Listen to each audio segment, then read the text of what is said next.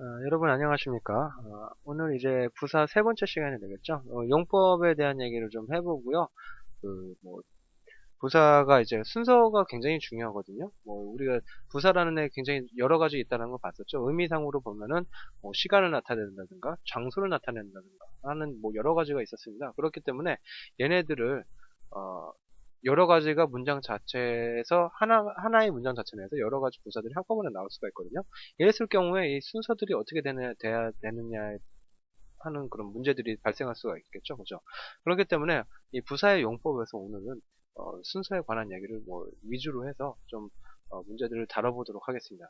자, 먼저 부사의 순서에 먼저 봐보자면은 부사의 순서는 지금 맨 위에 지금 써 있는 것처럼 작은 것에서부터 큰 것으로 사용을 합니다. 우리 책에도 지금 17페이지에 지금 나와 있죠, 그죠? 작은 시간 단위, 큰 시간 단위에서 나와 있는데 시간부터 한번 봐보도록 할게요. I will see you. 자, 여기까지가 아마도 완벽한 문장이 될 것 같아요.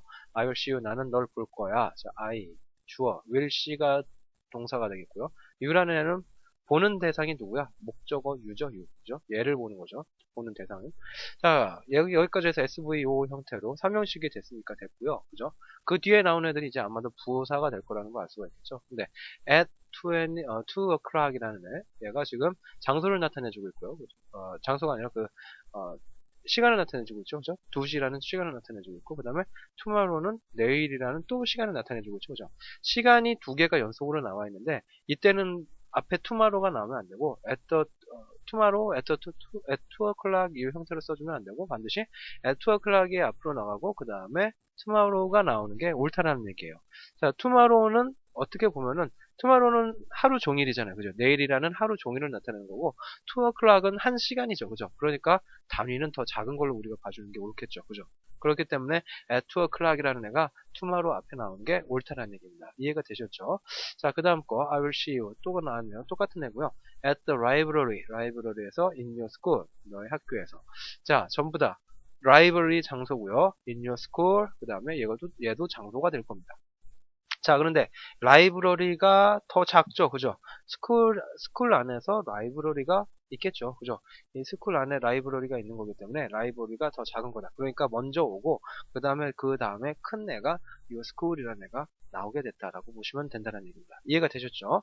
자, 그런데 이 시간이 이렇게 시간과 시간이 같이 쓰이고 장소와 장소가 같이 쓰이지만은 않겠죠. 시간과 장소 동시에 쓰이는 경우도 있습니다. 시간과 장소가 한꺼번에 나왔을 경우에는 장소와 시간 순으로 먼저 사용하는 게 옳습니다. 아시겠죠? 장소 먼저 들어가고 그 다음에 시간이 나오는 게 옳다는 얘기예요. 아시겠죠? 자, she met him at the hospital. 자, 그녀가 hospital에서 병원에서요. 그를 만나기로 했죠. 그죠? yesterday. 만났죠. 어제. 자, 그러니까 여기까지가 이제 주어 동사 목적으로 보면 될 것 같고요. at the hospital이라는 거 장소를 나타내주고 있고, 그죠? 어디서 만나는지. yesterday가 시간에 대한 얘기를 해주고 있다는 얘기예요. 그죠? 장소가 먼저 앞에 나오고 그 다음에 시간이 나와야 되는 게 옳은 거지. yesterday가 먼저 나오고 그 다음에 at the hospital이라는 애가 나오면은 안 된다는 얘기입니다. 이해가 되셨죠? at the hospital yesterday 이 형태로 가는 게 옳겠다. 자, 그 다음에 I went to the university 두 번째 이제 한번 봐볼게요. last year. 자, I went까지가 주어 동사죠, 그죠? go니까요. 이제 너무 쉬워서 볼 필요도 없죠. to the university. 장소를 나타내는 부사죠. 그죠? university는 장소니까. 그죠? 장소를 나타내주고 있고, 지난 해라는 의미로, 시간이 나타내주고 있다. 그죠? 마찬가지로 위에 at the hospital yesterday처럼 to the university last year 형태로 장소 나오고, 그 다음에 시간 나와주는 게 옳다라는 얘기죠. 그죠? 오케이.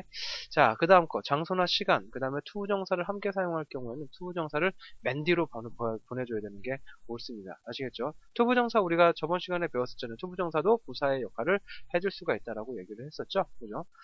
부사의 역할을 해주는데 그럴 경우에는 장소가 먼저 앞에 나온다든가 시간이 먼저 앞에 나온 다음에 그 뒤에야 to 부정사를 써주는 게 옳다는 얘기예요. 그죠? 자, 한번 봐볼게요. I must meet him. 자, 얘가 주어 동사 목적어가 되겠죠. 그죠? 여기까지가 at the building 이라는 애가 장소를 나타내주고 있고요. tomorrow 내일이라는 시간을 나타내주고 있고요. to spend the rest time to 부정사가 맨 뒤에 붙어있죠. 그죠? 자, 의미상으로 다시 해석을 총해볼게요. I must meet him. 나는 그를 반드시 만나야만 해. At the building. 그 빌딩에서. tomorrow. 내일. to spend less time. 시간을 줄이기 위해서라는 얘기죠. 그죠? 시간을 절약하기 위해서 뭐 이런 얘기가 될 거예요. to spend less time이라는 애가 시간을 절약하기 위해서 그를 at the building tomorrow. 내일 빌딩에서 만나야 된다는 얘기가 될 테니까 부사적 용법이라고 볼 수 있다는 얘기예요. 어쨌든 간에 그렇게 쓰였을 경우에 to spend less time은 반드시 앞에 나온 장소와 시간의 뒤에 위치를 해주는 게 옳겠다. 이렇게 봐주시면 되겠습니다. 자, 그 다음에 우리가 이제 봐줘야 될 게 이제 부사가 이제 수식 대상에 대한 얘기가 될 것 같은데 이거는 뭐 우리가 맨 처음 시간에 좀 했던 얘기인데 좀 더 이제 자세히 얘기를 해보도록 할게요. 동사에 따라서 자, 동사 수식하는 애들이 있었죠. 동사, 형용사, 부사. 그 다음에 이번에는 좀 문장 전체까지 한번 봐보도록 할게요. 아시겠죠? I slept late yesterday. 자, 동사를 수식해주고 있죠? 자, 누가 수식을 해주고 있지? late이라는 애가 수식해주기도 하고요. 그 다음에 yesterday도 수식해준다고 볼 수가 있겠죠. 나는 잤는데 늦게 잤어요. 그죠? 네. 그 다음에 yesterday. 어제 잤죠. 그죠?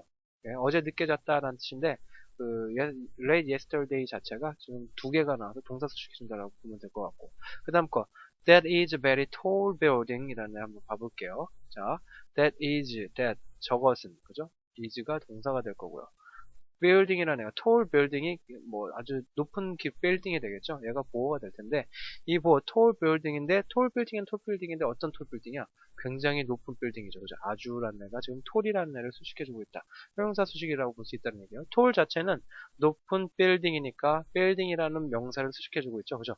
이 명사를 tall이 수식해주니까 형용사로 봐야 되겠고요. 이 tall이라는 애를 이 형용사를 지금 벨이라는 애가 또 수식을 해주고 있기 때문에 형용사 수식이라고 볼 수 있다는 얘기예요. 그죠? 자, 그 다음 것도 he 주어 was very surprised. was very surprised 얘가 보호 역할을 한다라고 보시면 될 것 같아요. 그가 놀란 거죠. 그죠? 그러니까 보호로 보고 이 보호라는 애 surprise 과거 분사라고 얘기를 하죠. 그죠? 이 과거 분사라는 애는 제가 전에 한번 지나가는 말로 형용사 역할을 한다라고 얘기를 했던 것 같은데 형용사 역할을 하기 때문에 반드시 베리라는 애는 얘를 수식해준다고 볼 수가 있겠죠. 그래서 부사로 봐준다는 얘기예요. 베리 자체가. 그죠?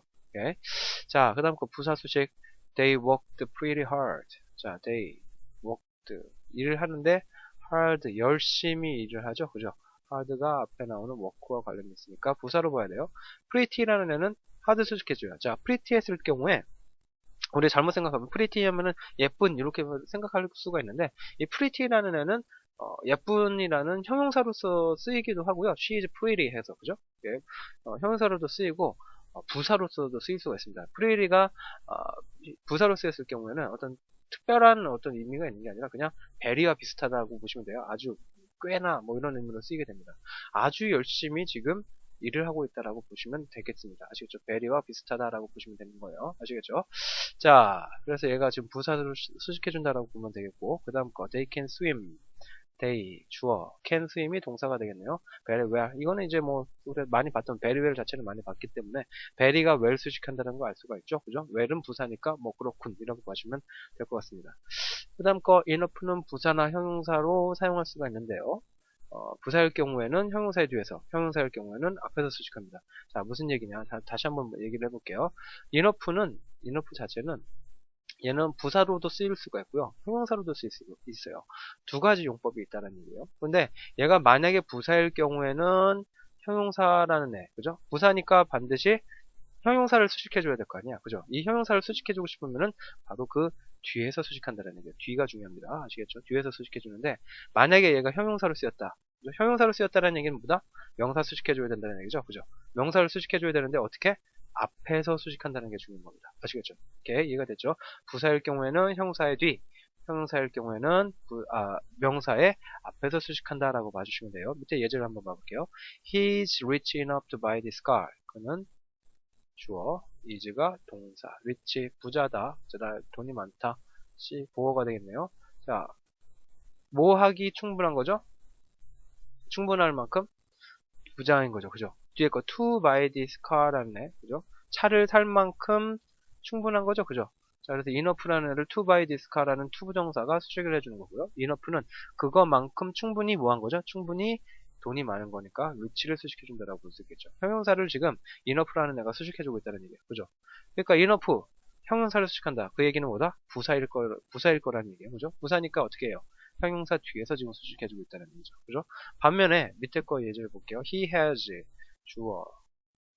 그 다음에 has 가지고 있죠. 뭘 가지고 있지? money를 가지고 있죠. 그죠? 목적어가 되겠네요. 돈을 가지고 있습니다. 근데 enough는 뭐야? 충분한이라는 의미로 지금 쓰인 거죠. 충분한 돈이 있어요. 그죠? 돈에 대해서 설명을 해주고 있어요. 지금 뭐로 쓰인 거예요? 형용사로 쓰이고 있죠. 형용사로서 어떻게 쓰이고 있지? 명사의 앞에서 쓰이고 있죠. 그죠? 이렇게 enough라는 애는 이렇게 앞에 있는 그 형용사, 그죠? 앞에 있는 형용사를 뒤에서 수식해 주기도 하고요. 부사로서. 그 다음에 명사를 수식해 줄 때 지금 본 것처럼 enough money 이 형태로 형용사의 역할로서 앞에서 수식해 줄 수 있다라는 거 좀 봐주시면 좋겠네요. 아시겠죠? 자, 그 다음으로 우리가 이제 마지막으로 우리가 봐줘야 될 게 이제 문장 전체에 수식해 주는 애를 좀 봐줘야 될 것 같거든요. 한번 봐봅시다. 자, perhaps it will rain in the evening. 자, perhaps 아마도라는 뜻입니다. 아마도 it will rain in the evening. 아마도 뭐라는 얘기야? 아마도 저녁에 비가 올 걸이죠. 그죠? 자, 여기서는 will이나 rain 같은 애만 수식해주는 게 아니라 perhaps가 아마도라는 애가 얘만 rain이나 뭐 in the evening 뭐 특별히 하나만 수식해주는 게 아니라 전부 다 수식해준다라고 봐야 되겠죠. 아마도 뭐라는 얘기야? 저녁에 비 올 거라는 얘기잖아요. 그죠? 그러니까 문장 자체라고 봐야 된다는 얘기야. 요렇게 부사가 문장 맨 앞으로 나오면은 문두라고 하죠. 그죠? 문장이 맨 앞으로 나오게 되면은 그럴 경우에 부사는 전체, 절 전체를 수식해 주는 것처럼 보입니다. 아시겠죠? 밑에 것도 봐볼게요. Fortunately 다행스럽게도 라는 뜻이죠. 운 좋게도 다행스럽게도 라는 뜻이에요. No one was hurt in the accident. accident는 사고, hurt는 다치다죠.